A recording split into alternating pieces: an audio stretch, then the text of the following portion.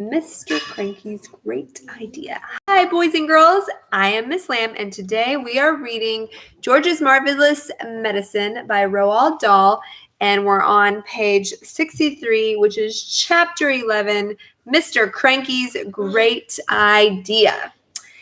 The next day, George's father came down to breakfast in a state of greater excitement than ever.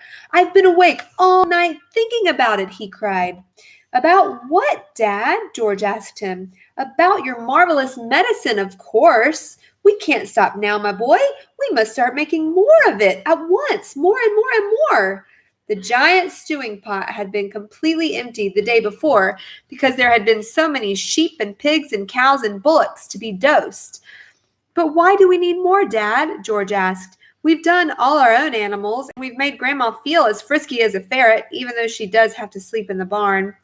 "My dear boy," cried Mr. Killycranky, "we need barrels and barrels of it, tons and tons. Then we will sell it to every farmer in the world so that all of them can have giant animals. We will build a marvelous medicine factory and sell the stuff in bottles at $10 apiece. We will become rich and you will become famous." "But wait a minute, Dad," George said. "There's no waiting," cried Mr. Cranky, working himself up so much that he just put butter in his coffee and milk on his toast. "Don't you understand what this tremendous invention of yours is going to do to the world? Nobody will ever go hungry again." "Why won't they?" asked George. "Because one giant cow will give 50 buckets of milk a day," cried Mr. Cranky, waving his arms. "One giant chicken will make 100 fried chicken dinners, and one giant pig will give you 1,000 pork chops. It's tremendous, my dear boy. It's fantastic. It'll change the world." "But wait a minute, Dad," George still said again. "Don't keep saying wait a minute," shouted Mr. Cranky. "There isn't a minute to wait. We must get cracking at once." "Do calm down, my dear," Mrs. Cranky said from the other end of the table, "and stop putting marmalade on your cornflakes." "To heck with my cornflakes," cried Mr. Cranky, leaping up from his chair. "Come on, George, let's get going. And the first thing we'll do is make one more stew potful as a tester." "But, Dad," said little George, "the trouble is—" "There won't be any trouble, my boy," cried Mr. Cranky. "How can there possibly be any trouble? All you've got to do is put the same stuff in the pot as you did yesterday. And while you're doing it, I'll write down each and every item. That's how we'll get the magic recipe." "But, Dad," George said, "please listen to me." "Why don't you listen to him?" Mrs. Cranky said. "The boy is trying to tell you something." But Mr. Cranky was too excited to listen to anyone except himself. "And then," he cried, "when the new mixture is ready, we'll test it out on an old hen just to make sure we've got it right. And after that, we'll all shout hooray and build the giant factory." "But, Dad—" "Come on, then. What is it you want to say?" "I can't possibly remember all the hundreds of things I put into the pot to make the medicine," George said. "Of course you can, my dear boy," cried Mr. Cranky. "I'll help you. I'll jog your memory. You'll get it in the end. You'll see if you don't. Now then, what was the very first thing you put in?"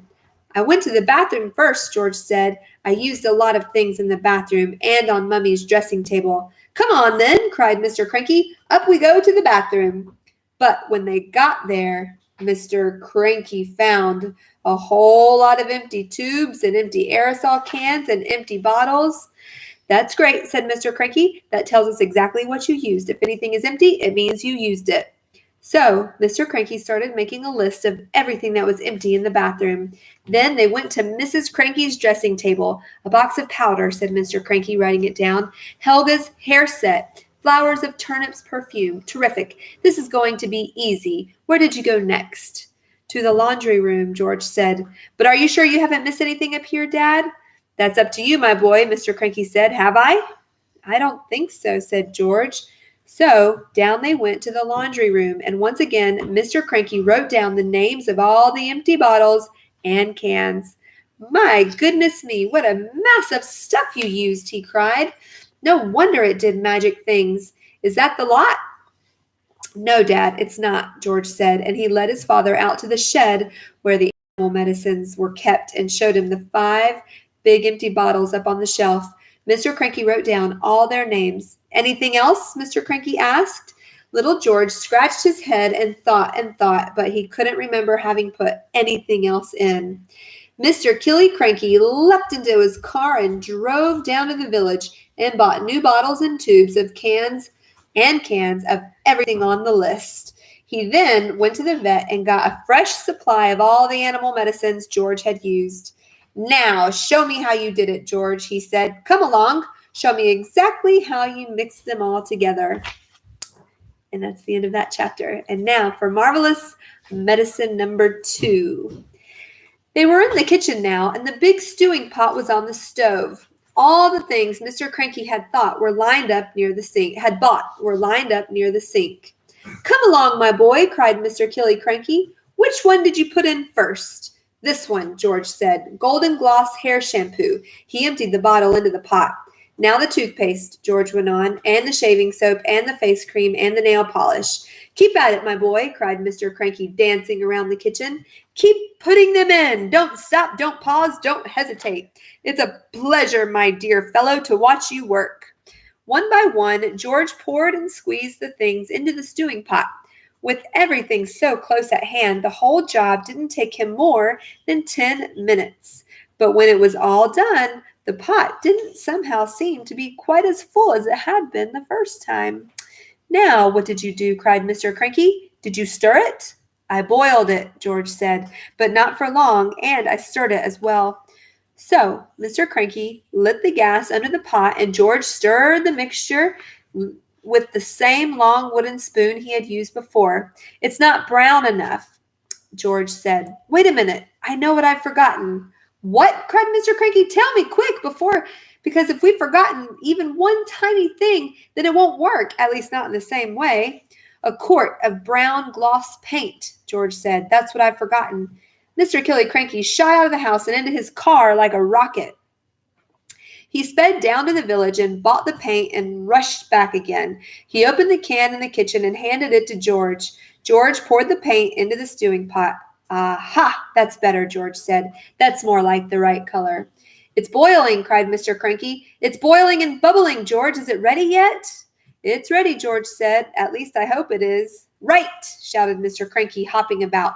Let's test it. Let's give some to a chicken. My heavens alive, why don't you calm down a bit, Mrs. Cranky said, coming into the kitchen. Calm down, cried Mr. Cranky. You expect me to calm down? And here we are mixing up the greatest medicine ever discovered in the history of the world. Come along, George. Dip a cupful out of the pot and get a spoon and we'll give some to a chicken, just to make absolutely sure we've got the correct mixture. Outside in the yard, there were several chickens that hadn't had any of George's marvelous medicine number 1. They were pecking about in the dirt in that silly way that chickens do. George crouched down, holding out a spoonful of marvelous medicine number 2. Come on, chicken, he said. Good chicken, chick, chick, chick. White chicken, with black specks on its feathers, looked up at George. It walked over to the spoon and went peck. The effect that medicine number 2 had on this chicken was not quite the same as the effect produced by medicine number 1, but it was very interesting. Whoosh! Shrieked the chicken, and it shot 6 feet into the air and came down again. Then sparks came flying out of its beak, bright yellow sparks of fire, as though someone was sharpening a knife on a grindstone inside its tummy. Then its legs began to grow longer, and its body stayed the same size.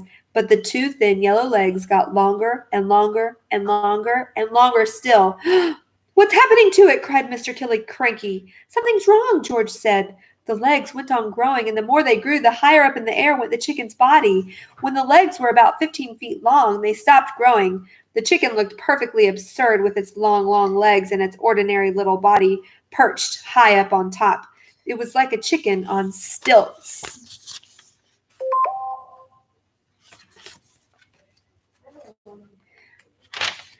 Oh, my St. Anne's, cried Mr. Killiecranky. We've got it wrong. This chicken's no good to anybody. It's all legs. No one wants chicken legs. I must have left something out, George said. I know you left something out, cried Mr. Cranky. Think, boy, think. What was it you left out? I've got it, said George.